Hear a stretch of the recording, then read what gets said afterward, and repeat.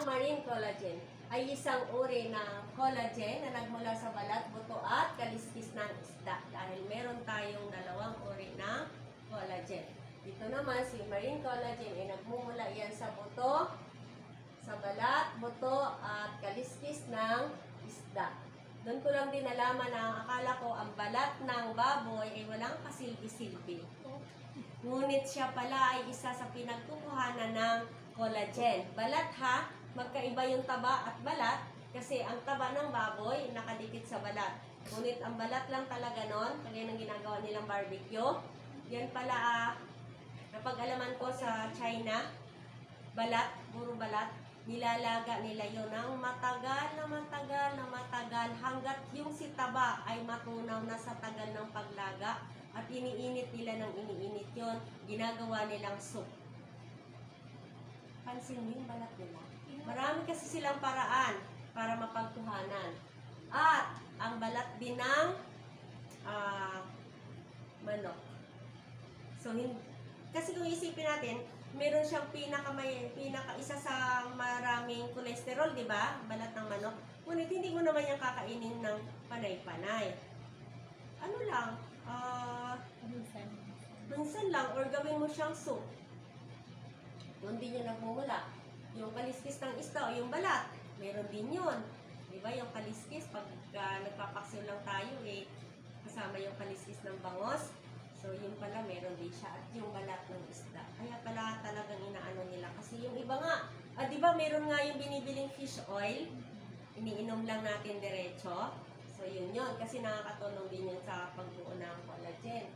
Ito ay pangunahing binubuo ng type 1 collagen. So, type 1 na meron tayo sa collagen. Siya yung si marine.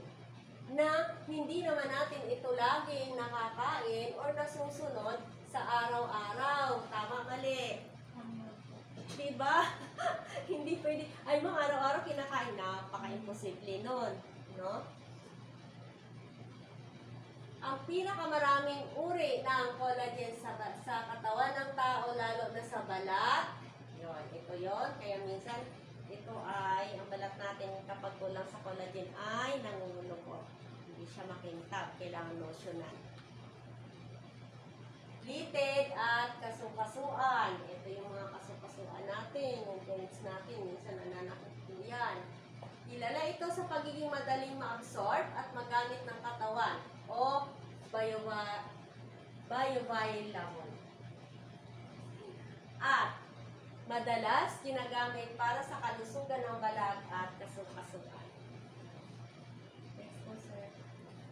Pinapalakas ang production ng collagen at elastin na tumutulong sa mas elastic na balat. Ibig sabihin yung mas makintab, mas maayos na hydration o moisture.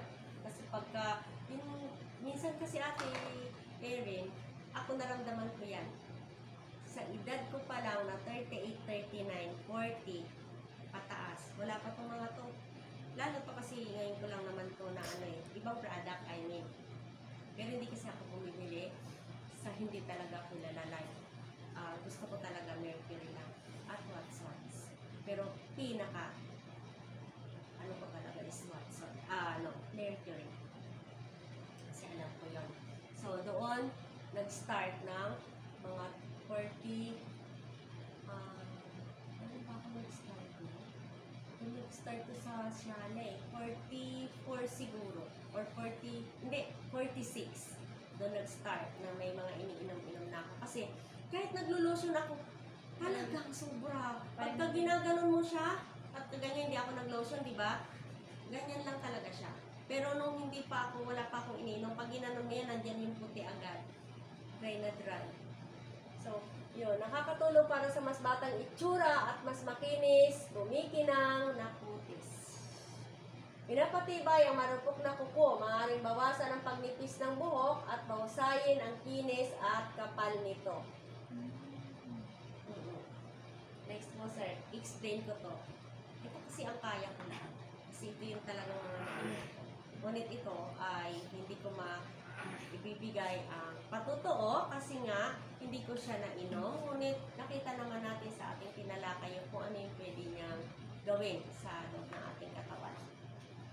Maaaring bawasan ang pananakit at pagtigas at pamamaga ng kasukasuan kasi tayo po ay talagang natural na merong collagen sa katawan. Yan po yan. Kapag tayo ay bata pa, 20 hanggang 25, yan po ay nababawasan. Bumababa po yan. Okay. Pag 30, pataas hanggang dyan na po yan. 40 pataas hanggang 50 po, yan ay bumababa na. Kaya napapansin natin, pulubot na yung ating balat, ang ating noo, ang ating mukha, at tayo po ay wala na ring sigla. Dahil nga bumababa na yung ating hormones. So, collagen. So, doon po nag-start yan na kailangan natin siyang supplyan kahit po tayo ay sadyang meron ng collagen.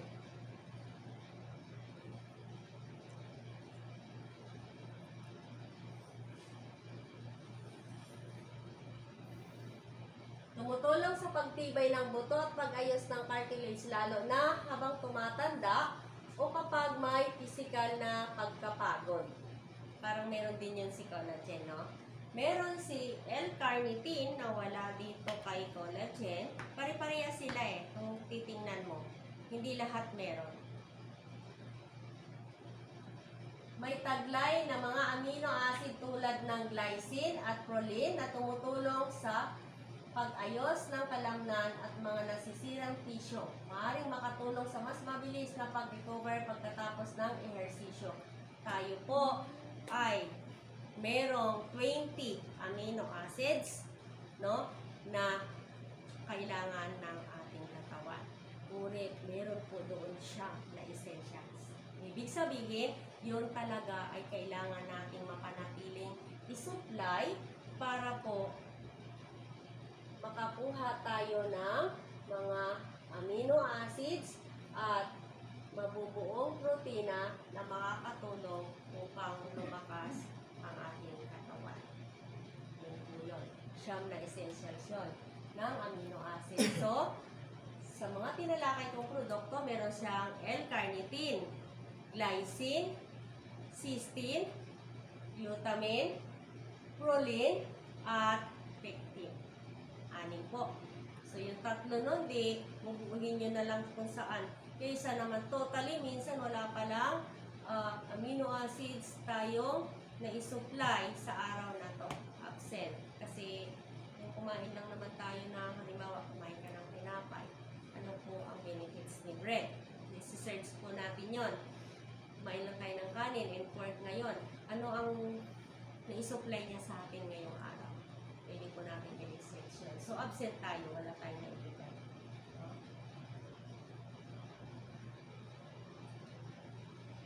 May taglay na glycine na maaaring magpatibay sa lining ng tiyan o bituka. Maaaring makatulong sa mga leaky gut o pamamaga ng digestive system. Ayon sa ilang pag-aaral, ang collagen ay maaaring tumulong sa pagpapanatiling elastic ang mga ugat at pababain ang panganib ng pamumuo ng taba sa ugat.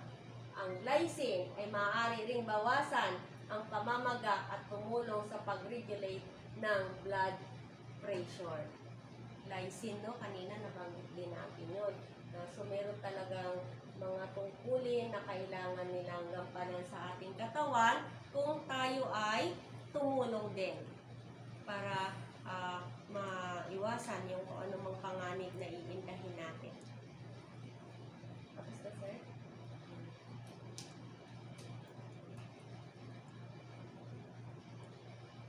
Yun. Pinoprotektahan ang mga selula laban sa oxidative stress sa pamamagitan ng pag-neutralize ng free radicals.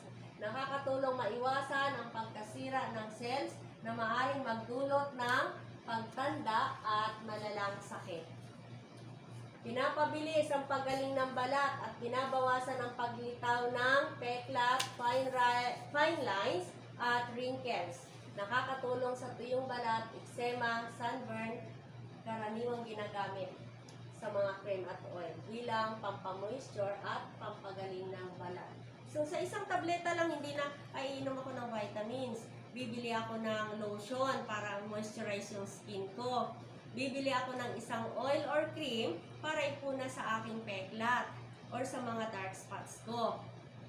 Iba-iba. Magpuproceed ka sa iba-iba. Pero kung mag-consistent ka lang sa isang gamot, nandito na lahat, ngunit kailangan mo lang ipagpatuloy. Ang produktong ito ay hinintay namin ng 1 taon at 10 buwan bago mai-release ng FDA, Food, Drugs, and Authority. So, hindi po siya basta-basta na sabihin lang na FDA approved. Hindi po. Siya po ay may papel talagang lehitimo na talagang hindi pala siya ganun ka-bilis para pamahagi. Dahil ang layunin ng FDA ay maging safe tayo. No? Hindi magiging delikado sa atin. So, safe po ang Sunbright Food Supplement. Pagkatapos po nitong inumin ay sundan din po natin ng 1 basong tubig. After po nitong inumin. So, kung papansinin natin yung ating mga tinalakay, hindi lang siya para gumanda tayo. Nagbibigay din siya ng prevention or pag-iwas sa kung ano man yung pwede nating kaagad damhin na sakit. Kasi kung wala ka naman talagang protection, madali mo ma-absorb kung ano yung sakit na dudapo sa'yo. Hindi siya kaagad-agad makaiwas. Easily siyang makapunta o makalapit agad sa'yo. Naiindahin mo. Kasi wala tayong vitamins. Actually, bago pa ito dumating mga ganito, meron naman na talaga tayong mga iniinom, di ba? Iba-ibang pangalan. Kung mag-vitamin C ka, meron naman talaga yun. So, natural na yan. So, alam mo naman, ang tao ay tumatagal, tumatalino, hanap sila ng ibang paraan. Pagsamahin na ang pampaganda at pang-kalusugan. No? So, diyan po nagtatapos ang talakay natin tungkol sa gamot na sana po ay may mga kakilala kayo na pwede nating tulungan. Doon naman po sa gusto niyong pagbenta, halimbawa si Ate Erin ay meron siya, halimbawa